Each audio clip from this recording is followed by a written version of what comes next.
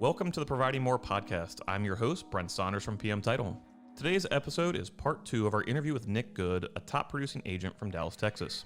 In part 1, we left off the conversation with Nick on how he overcomes objections and creates more value. Let's take a listen and let's continue to learn.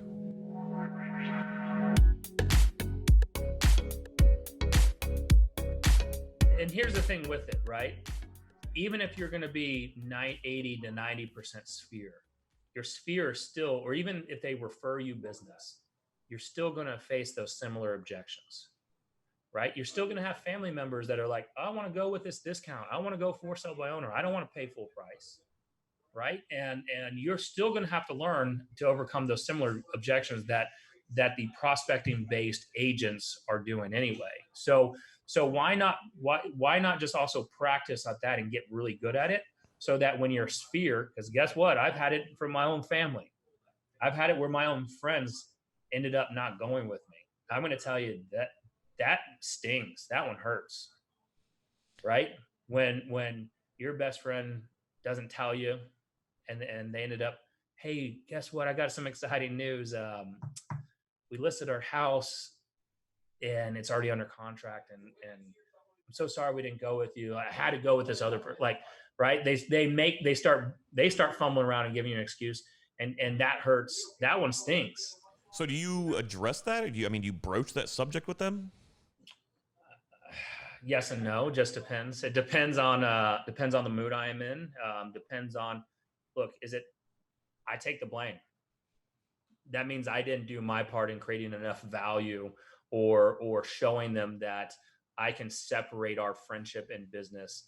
And when it's time for me to help them in their biggest transactional asset, type of deal, whether it's buying or selling or investing in real estate, like I'm going to have their best interest in mind. And I mean, I just had one happen to us and unfortunately it was a family friend who, she's getting older and their kids took over. We grew up with their kids, but obviously they didn't think well enough of us, or they think that maybe we're doing too well. I mean, a little backstory we talk about a lot, but in podcasts that we do and other episodes we don't bring up all the time, is that in 2010, my brother and I, who are business partners, learned that we can't have two chiefs running the Good Home team. So we started my brother is better on the investment side. So in 2010, we flipped our first house. We bought a short sale.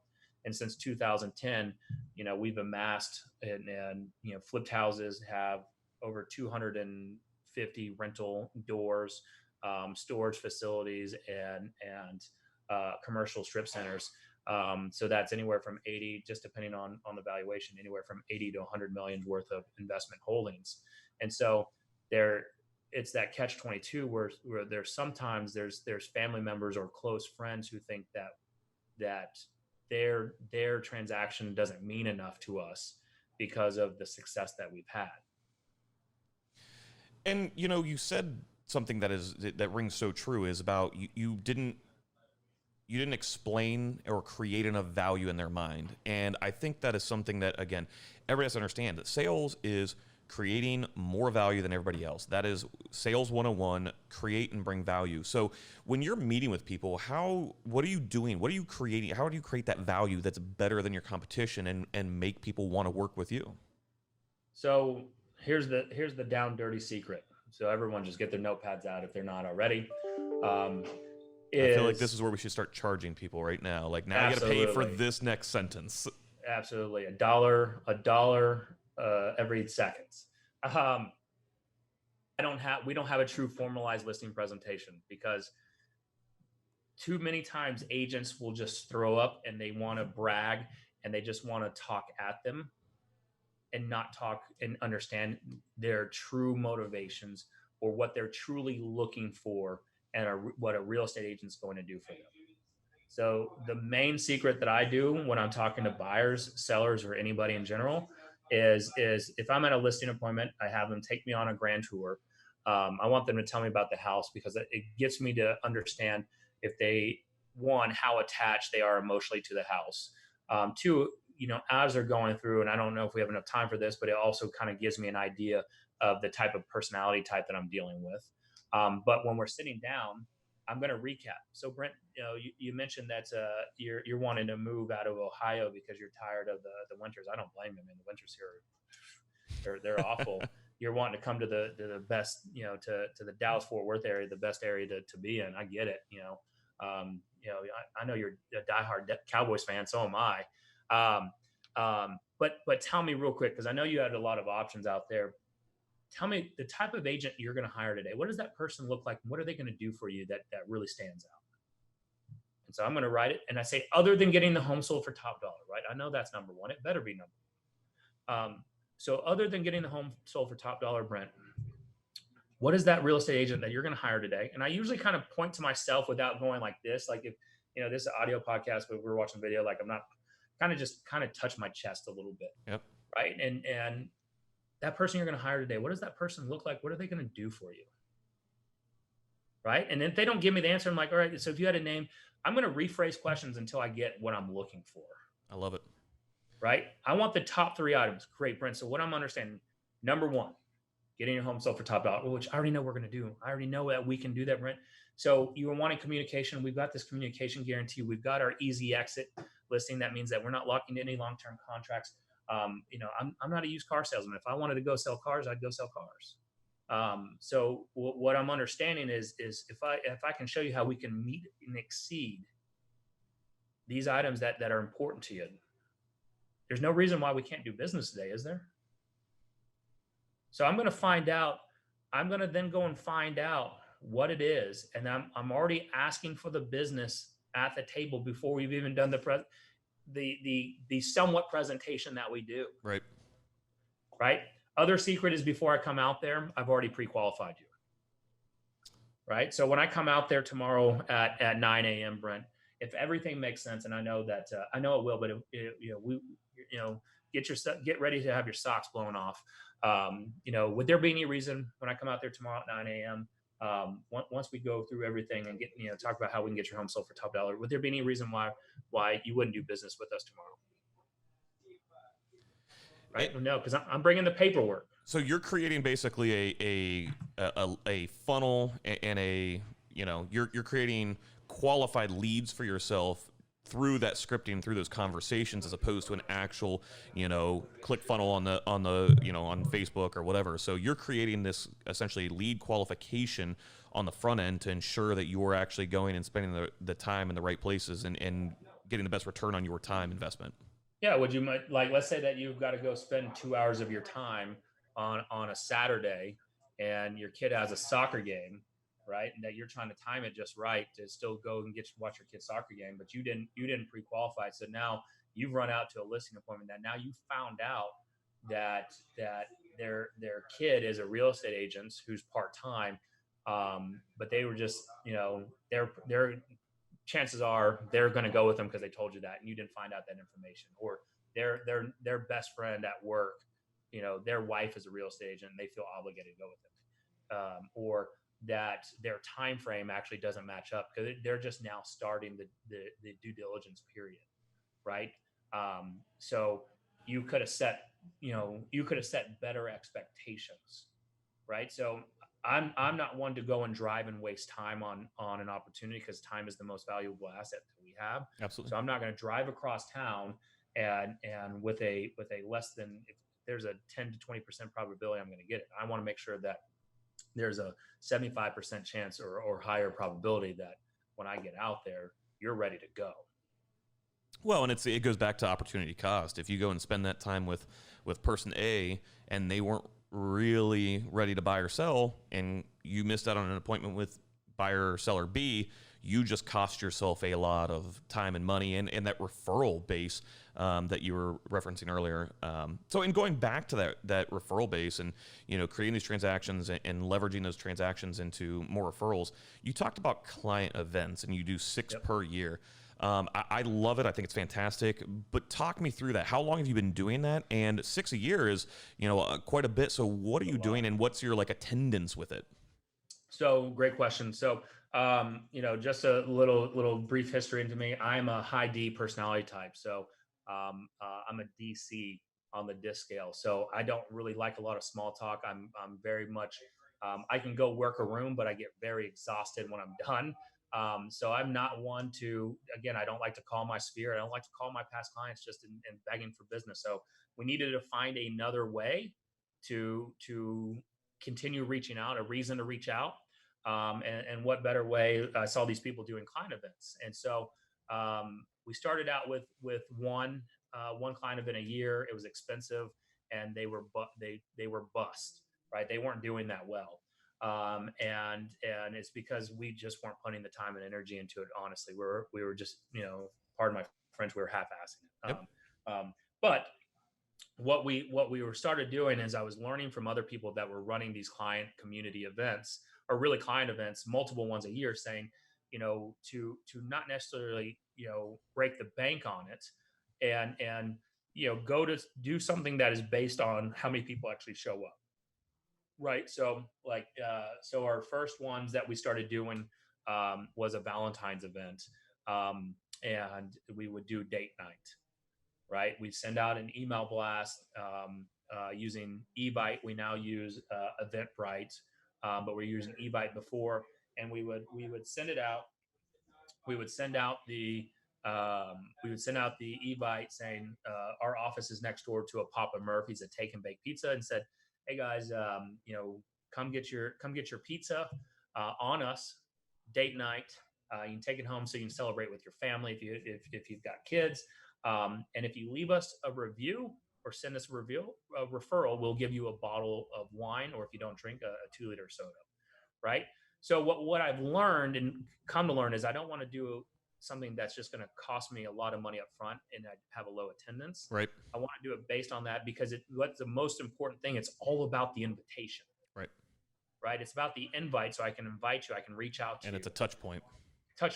Then I can thank the people that showed up, and the ones that didn't. It's like, Brent, I'm so sorry you couldn't make it this time. Be on the lookout. We've got several more coming up in the future. Hope to see you there, type deal. So it's another touch point. Then we've opened it up to the community, right? Too many times people make it a client event. Well, I've got people in my database that haven't done business with us, but have sent us referrals because we open it up to everyone, and we tell them to invite everyone. Awesome. I'm okay with spending money on it or getting some sponsorship on it if we're getting more and more now from a branding purpose. So we do our next one coming up. We're recording this. I don't know when you release this. We're recording this in March. So our next one is our Easter egg one. We call it Egg Extravaganza. And it's not that expensive because we go at a park and we do a whole bunch of, we bring pizza. We've got some games out there. We do a huge Easter egg hunt. And the cool thing that my wife mentioned or started doing is she's like, put some money in some golden eggs.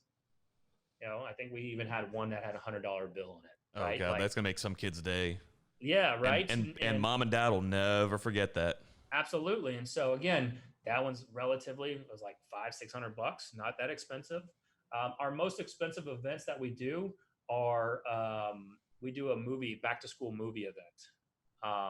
And last year we had over 900 people RSVP, and I was like, oh my gosh, what am I going to do? So what we started doing is I started funneling them down, saying, just because you RSVP, Brent, doesn't mean that you got the golden ticket yet.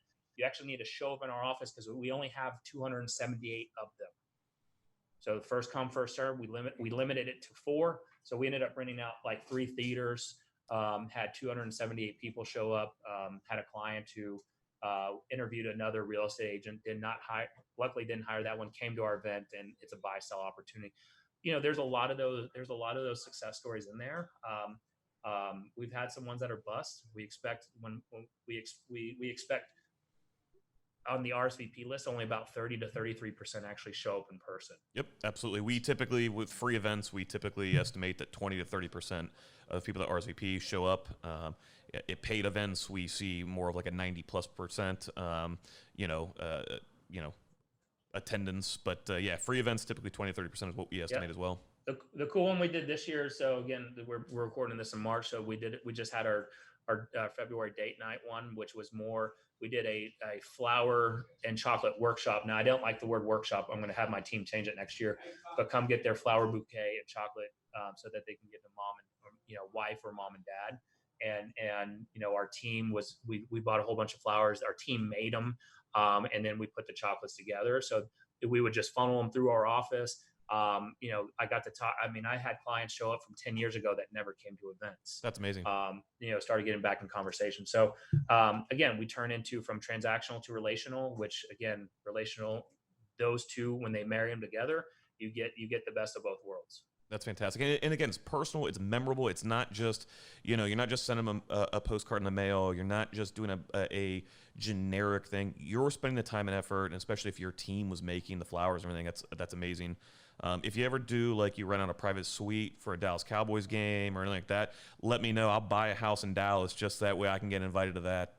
Done. I just went down. I've been a fan since I was 8 years old, and my wife just bought me tickets last year. So we went down there. I've been to 8 games up here around Columbus, but last year was the first time I actually went to Dallas and Jerry World, and it was a spiritual event for me. I'll give old Jerry a call, see what I can do. So what kind of, with these events, what kind of, attendance are you getting? I know you said you estimate 30 or 33% based on RSVPs, and you had the one that was amazing, the movie night that was 900 people RSVP'd. What do you typically get in terms of actual attendance? It depends on what we're running. We do our staple event is our pumpkin patch event. And that is there's a big field, obviously a pumpkin patch. It's around the Halloween time frame, November time frame, and from that the kids can do face painting, pony rides, bounce houses, petting zoo, etc. That one is relatively cheap. Last year in 2019, I think we had 339 people show up to that one. Wow. So the movie event and pumpkin patch are our best ones. Typically what we see is between 35 to 50 people show up to usually an event. Our lowest one, I think our worst one was our photos with Santa. I think we had 19 people. So that's interesting. That's actually our most popular up here is the photos with Santa. Everybody floods to those. Interesting. Santas get booked out. I mean, we already have our Santa booked for this year. Yeah. And so, what we found is that people, at least down here, have their favorite Santa. So they will go wait in line. We were trying to use it as a way of, like, I don't have a favorite Santa. And so I'm not going to go fight lines and fight the crowd. Absolutely. But that's just me. And so we had only 19 people show up out of 100 people that RSVP'd. That was it was like 120. So that one wasn't great. But look, again, it's about the invite. Absolutely. We are still getting referral business on it. We're still getting to stay in contact and touch. And what I do is I also use viral marketing, VYRAL marketing. And so viral marketing, what we do with that is I send at least twice a month video email messages out to our database of 50 plus thousand people that have either RSVP'd or is on my Facebook or LinkedIn. And so it's a way that, again, they get to see my face, they get to hear me, they get to watch, it elevates my status as that perceived expert. So it's all about the branding and the touches.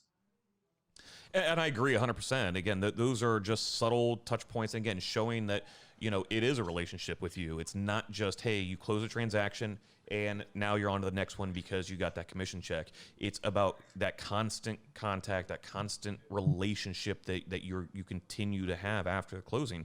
And now that brings me up to something I'm kind of curious about, because I talk to a lot of agents about, where does your business come from? And a lot of them, will say, I think it's from friends and family, or it might be from Facebook, but they don't have a good handle on tracking of, hey, this is exactly where it came from. It was a referral from this person. So do you track where all your transactions are coming from? Can you quantify it? If I say, where did it come from? And you can say that person came from a Craigslist post. That one came from a referral from a friend. That one came from, a lead I bought from some other third-party website. Yes. That I won't reference. Yeah, absolutely. So normally I have my backpack next to me. I've been traveling, so I took out a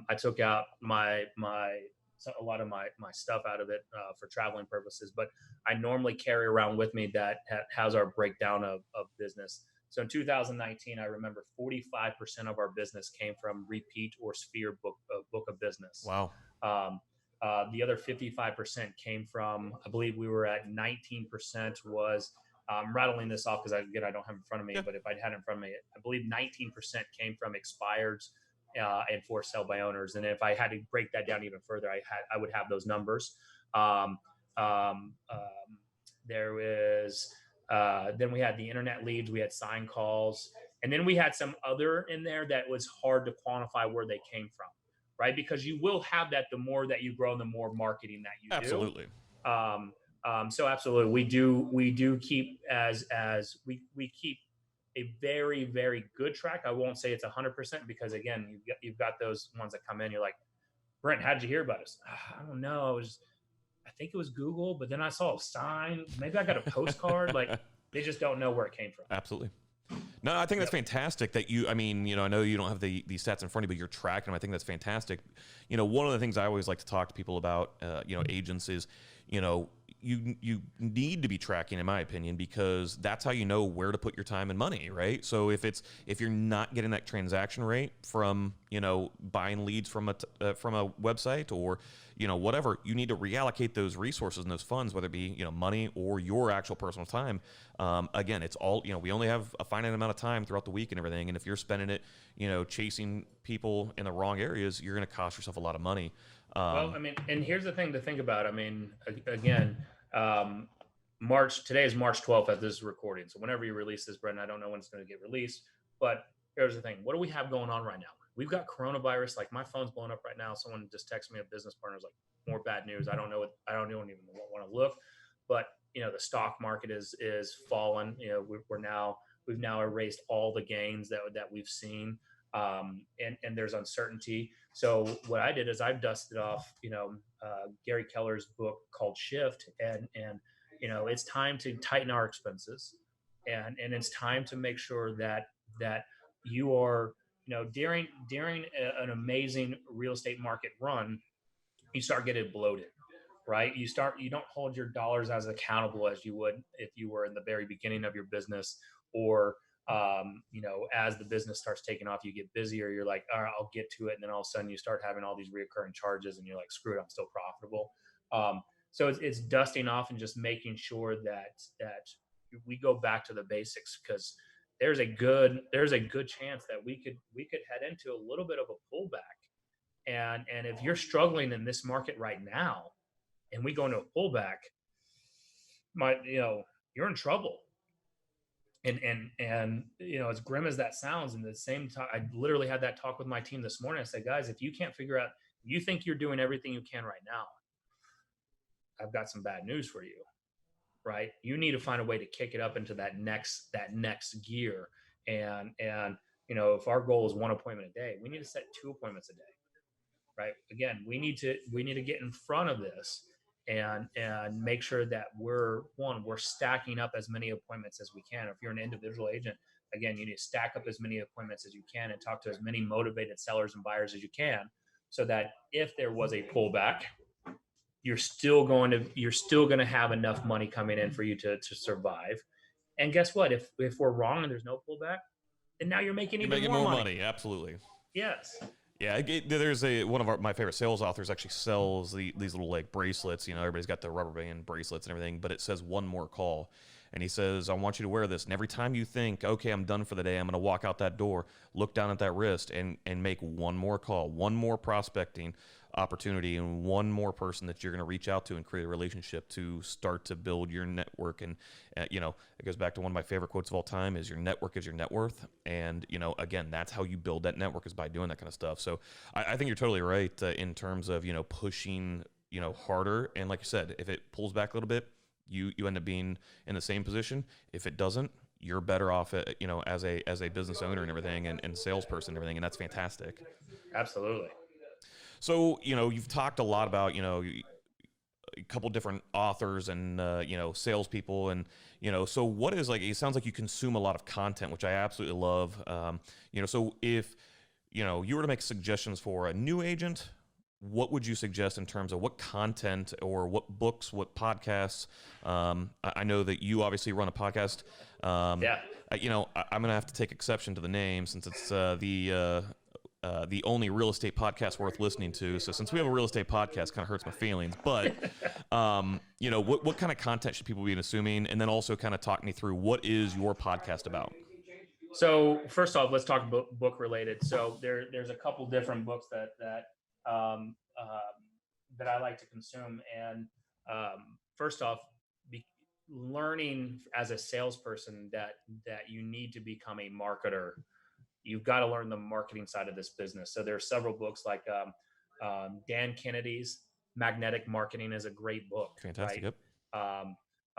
Michael Reese, who we're now at eXp Realty, was with Keller Williams from 2007 till 2019, and partnered with eXp Realty because of Jay Kinder, my mentor, and Michael Reese. Those guys are amazing marketers, right? And marketing is still going to be the name of the game in any type of market, right? Because you need to show how to get in front of enough eyeballs in order to continue growing your book of business. So Michael Reese has a book called Digital President, where it's learning the marketing side online, and creating those online funnels so that you can build your brand. And then another great book that I'm currently reading it's called Predictable Revenue by Aaron Ross and Mary Lou Tyler. And this is a guy that took Salesforce before Salesforce was really a big known company. He took Salesforce and built out an amazing sales team. And of course, you mentioned it already, Fanatical Prospecting. I haven't finished that one yet. Just because sometimes I get sometimes I do get tired of the researching the prospecting side of the business. It's on my list to finish. And then last but not least, Gary Keller's Shift book, especially for brushing up on, we get that amnesia of the Great Recession. We should always just be prepared for the next market cycle. Yeah, Gary Keller's got some fantastic books. You sound a little bit like a Vaynerchuk kind of guy as well. I am. Yeah, I would say not as much anymore. I agree with that. Messages over and over and over. It's the same thing. And so I got tired of it. Grant Cardone is really starting to grow on me. And if you want somebody that's going to push you to the nth degree and talk about, push yourself right now to grow the business and everything, Cardone's going to be at 10X. He is an intense guy. Well, and Cardone has got again, I was kind of the ones apologize. I didn't want to be known as a salesperson. And that kind of got me around that mindset of saying, no, screw that. It's okay to be a salesperson. Absolutely. Right. It's great to be that marketer and that salesperson, because we need to learn how to become better of ourselves. And then of course, the benefit of why I also, I co-host with two other top real estate agents, the only real estate podcast worth listening to, which, everyone says they take exception to that when I'm on other podcasts. But again, it's from it's from a marketing play, right? Absolutely. We literally started that in a garage, and I'm like, all right, what kind of name can we come up with? And I'm like, screw it, just the only real estate podcast worth listening to. That then formed into our Facebook group called the Only Real Estate Group Worth Being a Part of. And we wanted to make sure that the podcast was designed because there's a lot of gurus, and I'm using quotes on this, that are selling programs out there that they've never used or that they've never been big producers. And I'm tired of the fluff, right? So our content, if one, it's rated R in terms of we curse a lot on that show. So if you've got kids around and you go listen to our show, it's raw, real, and relatable. And that was the reason why we did it. We wanted no fluff. We wanted to talk about our businesses that we're going through, the ups and downs and the kind of crap that we have to wade through, whether it's you're an individual or you're building a top producing team. And there's not we don't have a lot of sales pitches in there, other than we have for $1 a month, we've got an academy you can sign up for. But the whole goal is just to better this industry and ultimately, show whether, you've got no more excuses on why you can't build a profitable, consistent business. That's amazing. I love it. It'll definitely be in my rotation immediately because I think it's fantastic. And it's funny, Jeb Blunt actually, with a couple of their sales authors, does a big sales conference called Outbound. It's all about outbound sales conferences. It's going to be Atlanta. I'm taking my team this year. So But Anthony Iannarino, who is also a sales author, his very first sales book he ever wrote was called The Only Sales Guide You'll Ever Need. It's a fantastic book. Absolutely love it. It's great because it gives you action items after every single chapter about what to do. It also gives suggested readings, so it suggests other books that you can read, which is amazing, especially because I love consuming content. But he is now just published his third book, and so everybody gives him a hard time. Like, wait a second, your first book was called The Only Sales Guide You Ever Need, and now you keep publishing books and telling us to go buy them. So, no, I love it, of course. I think it's fantastic. And I love that it's raw, and you talk about, hey, you even talk about your failures because, you're helping other people learn from those mistakes. So, to that vein, what is your biggest mistake that you learned from over the past, 13 years as an agent? I mean, that's a great question. I wish I was prepared for that because Yeah, there's I'm really so good. many of them. There's so many of them that I will say that my biggest mistake, and I still make it today, is that I overthink something and don't put it into action fast enough, right? And in the shift book, it talks about when a market shifts, if you don't adapt quick enough, you're dead in the water. And so even though I'm a high D personality that can make decisions quickly, my C side of my personality, then that's my skeptic side as well, will start to question whether we should make this move. Am I making it? That my analytical side will say, am I making this out of logical reasoning? I'm also cheap. So then if it costs more money, am I going to see the ROI from it? So I have this internal battle going on. In fact, I'm having it right now with you that people can even hear it. Because we don't like to change. And so that's currently and has been my biggest mistake, is not acting fast enough on something when there's an idea, especially within the marketplace. And just becoming self-aware. The second biggest mistake I ever made was comparing myself and my team to other people's book of business. Love it. I love Because that. here's what happens. My group has a different personality type. Like if you came in here and you were on my team, I have an amazing group of people. They're young. A lot of them, I think the average age is under 30. And the level of conversation that's 30 years or younger is not the most PC professional, and it turns a lot of people off. But what I've found is this is our culture. This is our group. Right. And I have not just loyal, but dedicated people. And when we start comparing them to other teams that we may want that style of business, it actually doesn't fit our style of business. And so we're trying to transform into something that we're not. And we just need to embrace that, hey, we're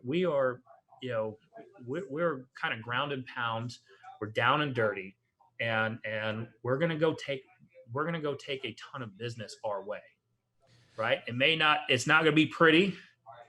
We may not have the best, looking flyers if we were making flyers, but we don't give a shit, because at the end of the day, we're going to go sell a ton of houses. We're going to help a lot of people, and we have amazing advice that we can back up.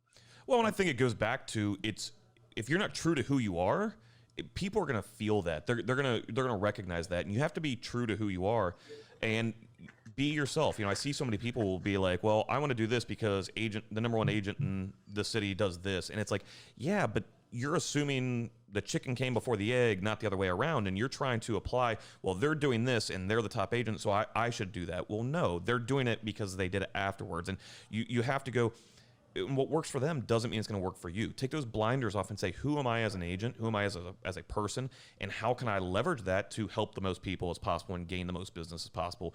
And it goes back to one of my favorite quotes that is from Anthony Iannarino from the Outbound Sales Conference is, people want to do business with people they like, right? So it goes to people buy on emotion and justify on logic, right? Yep. I like you, I'm going to use you, but then after the fact, I'm going to go, well, the real reason is because, he sold $140 million in real estate over the past 3 years. Oh, really, it's because of this. No, it's because you first and foremost connect with that person. And if I try to sell to you and not being myself, you're going to feel that, you're going to read that, and you're going to go, nope, I'll never give that guy an opportunity, right? So I Yep. think that that's really, really important to, recognize is don't try to compete against somebody else. Be yourself and make them want to compete against you. Yeah. Winners focus on winners. Winners focus on winning. Losers focus on winners. Absolutely. I love it. I love it. And don't be afraid. I'm going to give you a funny, not even a funny one. Like we are starting to try to act quicker as well. That's one of my mistakes. And so we've got the coronavirus fear going on right now. We sent out to 50,000 people an email that says, look, I understand, like, you may be scared of this, right? And but you still may need to sell. In fact, I bought a mask myself, right? This was a little bit of some copy written in there. And I sent out basically saying, look, we're going to find us. Well, if you're still interested in selling, we have a solution for you for doing a video walkthrough tour, getting buyers into your home and still getting your household. 50,000 people. We had 4 people that said they'd never do business with us again. Even when I responded back and with logical thinking, like, look, 99% of the time, those guys weren't doing, those was the very first response in years from some of these people. Right. I'm like, you weren't doing business with me in the first place. Right. Right. But I've already set one listing appointment because of that. It's like, don't be afraid to try things. Absolutely. Go test it out and go succeed and take business. Well, and I think that ties into what you said about, make action and take action now. Don't sit on the sidelines and overanalyze a decision. If you think it's a good decision, go for it. And that's one of the biggest pitfalls I see from people is they'll hem and haw and they'll ask other people's opinions and they'll go, look online and everything. Just do it. If it fails, it fails. That's okay. You learn from it now. You're either going to succeed with that or you're going to learn from that. And either way, at the end of the day, that's a victory in my book. So I'll tell you what, Nick, this has been amazing. I think that you're a fantastic agent, and you've built an amazing team down there, and you have created a lot of value for anybody listening right now. So I really appreciate it. I look forward to having more conversations and following your podcast, the only real estate podcast worth I'm sorry, I said that wrong, didn't I? The only real estate podcast worth listening to. Yes. And our Facebook group is the only real estate group worth being a part of. And so is that Facebook group open to anybody? It's open to real estate professionals, whether if you're in title, if you're a mortgage, if you're a real estate agent, inspector. We want, again, this is a real estate related community that we want to share best practices. We want, we call it collaboration over competition. And so this is all about making sure that, we're all giving back. We're all trying to help each other out. Awesome. I will definitely be joining that and sending it out to my network. And I'm sure that anybody listening right now is going to hop on and opt in as well. So thank you so much for your time. It's been fantastic. Thanks, Brent. Appreciate you, man. All right. Beautiful. We're done. So thank you so much, man. I'll tell you what, absolutely fantastic. Thank you. I loved it. I think you guys are a really impressive team. And, I'm watching my videographers in the background and they're like taking notes. I mean, Kyle's got, a notebook full of notes about what you've been talking about and everything. And I think it's awesome. And I'm going to have to make a trip down to Dallas to go to a game again this year. So I'll hit you up and maybe buy you lunch and thank you or dinner or something. Take you over and let me know when it's out, because I want to promote all this for you. I mean, we've got our EXP group, the Honey Badger group, because you're in Columbus. A lot of our guys, we've got some Columbus agents up there, but a lot of them are Cleveland guys.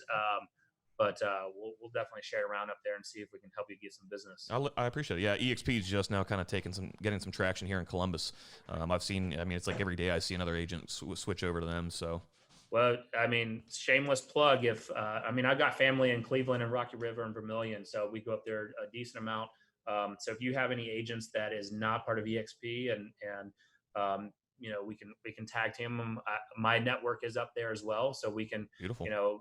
They can join my group, part of EXP, and they get to learn the marketing and the sales side of it.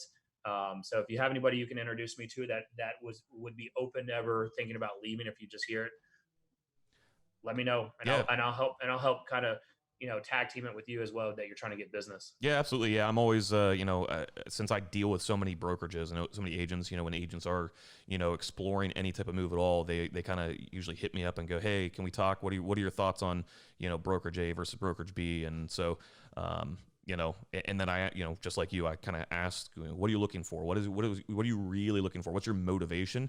And then that helps me guide me into who can I actually refer them out to and everything. So that's really good to know. I'll make sure I touch base with a couple of people that I know that are currently looking. Cool. Awesome, brother. Beautiful. Let me know what I can do to continue helping you. Beautiful. I appreciate it, man. It was fantastic. Thanks. Have a great day. See ya.